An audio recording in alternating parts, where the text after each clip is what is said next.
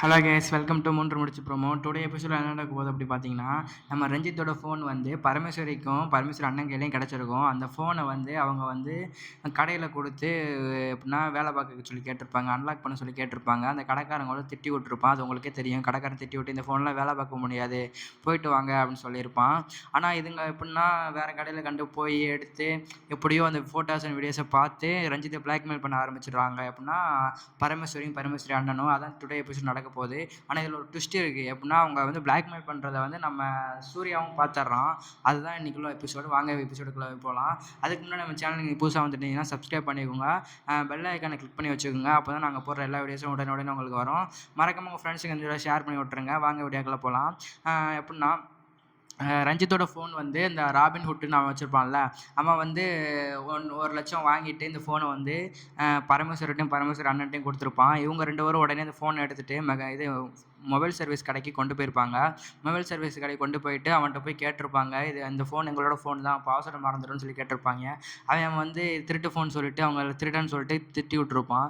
அது மட்டும் இல்லை, இந்த ஃபோனோட பற்றி சொல்லியிருப்பான், செட்டிங்ஸை பற்றிலாம் சொல்லியிருப்பான். இந்த ஃபோன் வந்து ஃபாரின் கண்ட்ரியில் உள்ள ஃபோனு, இது வந்து யூஎஸ்ஏ, இங்கிலாந்து அந்த மாதிரி கண்ட்ரீஸில் வந்து இந்த ஃபோனோட செட்டிங்ஸ்லாம் இருக்கும் அப்படின்னு சொல்லிட்டு அவன் சொல்லியிருப்பான். இந்த ஃபோன் வந்து இந்தியாவில் வந்து என்ன தான் நீங்கள் பண்ணாலும் வேலைலாம் பார்க்க முடியாது, அன்லாக்லாம் பண்ண முடியாது. அப்படியும் மீறி அன்லாக் பண்ணாலும் இந்த ஃபோன் வந்து ஓனருக்கோட இமெயிலுக்கு வந்து நியூ பாஸ்வேர்டாக போய் ஷோ ஆயிரும். எப்படின்னா நீங்கள் அவருக்கு தெரியாமல் இந்த ஃபோன் நீங்கள் அன்லாக் பண்ண ட்ரை பண்ணிங்கனாலுமே பாஸ்வேர்டு ஆட்டோமேட்டிக்காக சேஞ்ச் ஆகி ஓனரோட இமெயிலுக்கு பாஸ்வேர்டு புதுசாக போயிடும் அப்படின்னு சொல்லி அந்த அட்வான்ஸ் செட்டிங்ஸ் இது அது இந்தியாவில் கிடையாது, அமெரிக்கா அண்ட் இங்கிலாந்து அந்த மாதிரி கண்ட்ரீஸில் தான் இருக்குது அப்படின்னு சொல்லி திட்டி விட்டுருப்பான். திருடர்களா ஓடி போயிருங்க அப்படின்னு சொல்லி திட்டி விட்டுருப்பான்.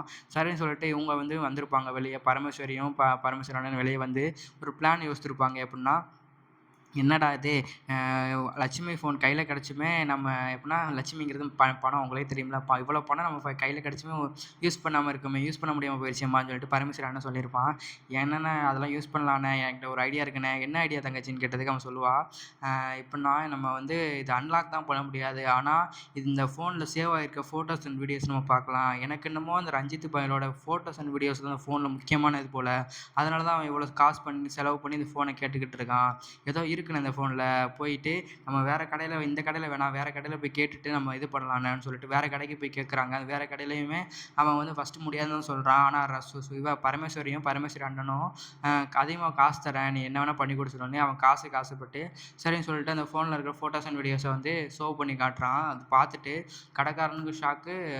எப்படின்னா அந்த பரமேஸ்வரி அண்ணனுக்கு ஷாக்கு. எப்படின்னா இந்த பொண்ணுங்க ட்ரெஸ் மாற்றுற வீடியோஸ்லாம் அதில் இருக்குது. அதை பார்த்துட்டு இவ்வளோ கேடு கட்டவனா அவன் ரஞ்சித்து அதோன்னு சொல்லிட்டு, கடைக்கார தம்பி இந்த வீடியோஸும் ஃபோட்டோஸும் மட்டும் எனக்கு வந்து டிஸ்கில் வந்து இது காப்பி பண்ணி தரியான்னு சொல்லி, ஓகே மேடம் காப்பி பண்ணி தரேன்னு சொல்லி காப்பி பண்ணி கொடுத்துருவான். அந்த ஃபோனையும் பரமேஸ்வரி வாங்கிட்டு வந்து, இதுக்கு மேலே இந்த ஃபோன் மேலே நம்மளுக்கு யூஸ் இல்லைண்ணே, இந்த வீடியோஸ் அண்ட் ஃபோட்டோஸ் தான் நம்மளுக்கு யூஸு, இந்த ஃபோனை வந்து ரஞ்சித்திட்டே கொடுத்துட்டு நம்ம ஒரு அமௌண்ட்டை கறந்துருவோம்னு சொல்லிட்டு பரமேஸ்வரி அண்ணனை போய் ரஞ்சித்திட்ட நைஸாக போய், இந்தா ரஞ்சித் உன்னோட ஃபோனு, இந்தா மாப்பிள்ள உன்னோட ஃபோனுன்னு சொல்லிட்டு ஃபோனை கொடுத்துருவாங்க.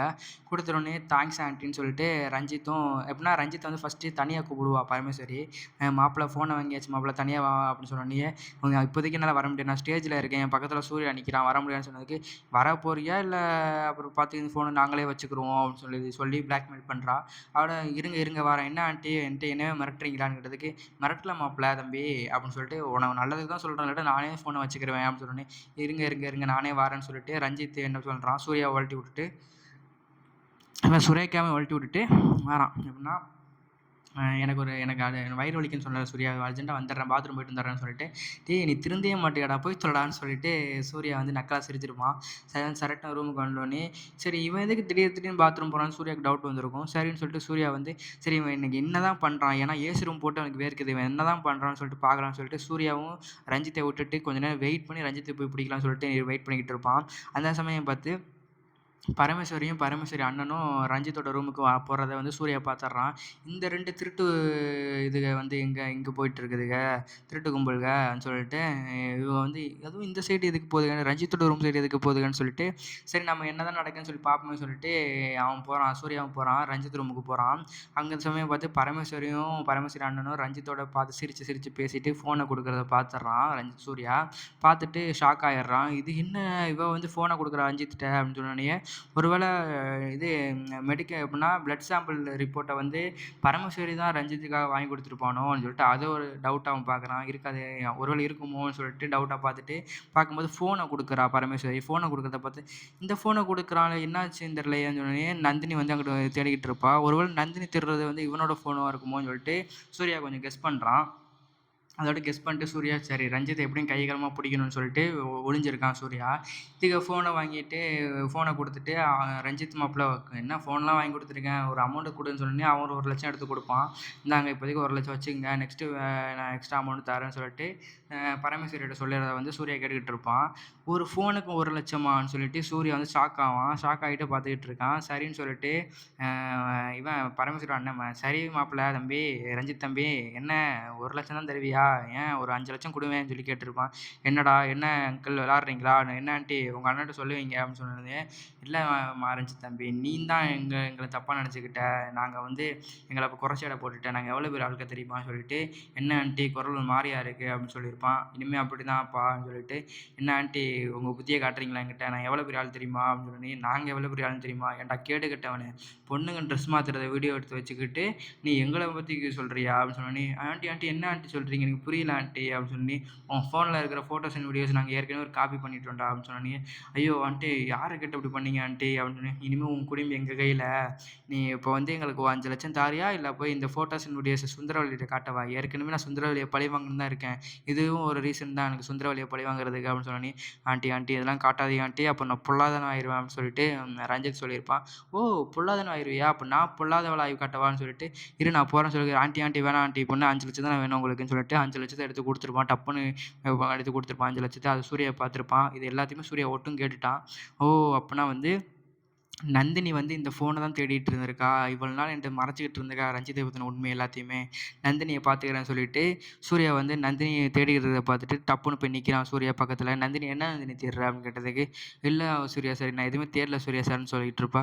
ஒழுங்காக சொல்ல போறியா இல்லையா அப்படின்னு இல்லை நான் டைம் வரும்போது சொல்கிறேன்னு சொல்லிட்டு ஒரே அரைஞ்சிருப்பான் நந்தினியை சூர்யா. அதை பற்றி எல்லாருமே பார்த்துருப்பாங்க. பார்த்தோன்னே எல்லோரும் ஷாக்காக இருப்பாங்க. இது வரைக்கும் சூர்யா வந்து நந்தினி அரைஞ்சதே கிடையாது, ஆனால் எல்லாரும் முன்னாடியே அரைஞ்சிருப்பான்.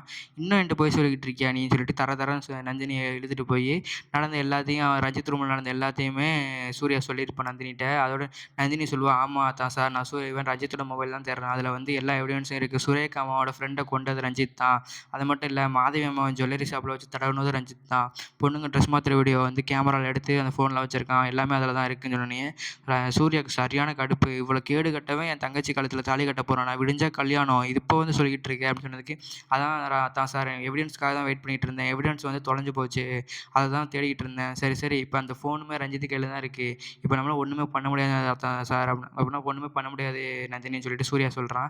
என்ன சார் சொல்கிறீங்க, இப்போ தான் இந்த பரமேஸ்வரி அண்ணனும் ஃபோனை கொடுத்துட்டு அமௌண்ட்டை வாங்கிட்டு போகிறாங்க, அது மட்டும் இல்லை பரமேஸ்வரி அண்ணனும் அந்த ஃபோனில் இருக்க வீடியோஸை ஸ்டோர் பண்ணி வச்சுருக்காங்க. இப்போ நம்ம என்ன பண்ணுறோம்னா பரமேஸ்வரி அண்ணன்ட்டையும் பிடிச்சோம்னா அவங்கள்ட்ட இருக்கிற காப்பியை வந்து நம்ம ஒரு காப்பி போட்டு அதை வச்சு போலீஸ்கிட்ட ஹேண்ட் ஓவர் பண்ணி இவனை பழி வாங்கிடலாம், இவனை வந்து பிடிச்சி விட்டு கொடுத்துடலாம் போலீஸ்கிட்ட, அதுதான் நம்ம இப்போ பண்ணணும்னு சொல்லிட்டு சூர்யா சொல்கிறான். சூப்பராக தான் சார், இது நான் ஃபஸ்ட்டுன்னு என்று சொல்லியிருந்தேன்னா இந்நேரம் ஃபோன் நானாவது சேஃபாக வச்சுருப்பேன், நந்தினின்னு சொல்லிட்டு ரஞ்சித் வந்து நந்தினியை திட்டி விட்டுட்டு சரின்னு சொல்லிட்டு கிளம்புறான். இதான் டுடே எபிசோடு, இதோட முடியுது டுடே எபிசோடு. தேங்க்ஸ் ஃபார் வாட்சிங்.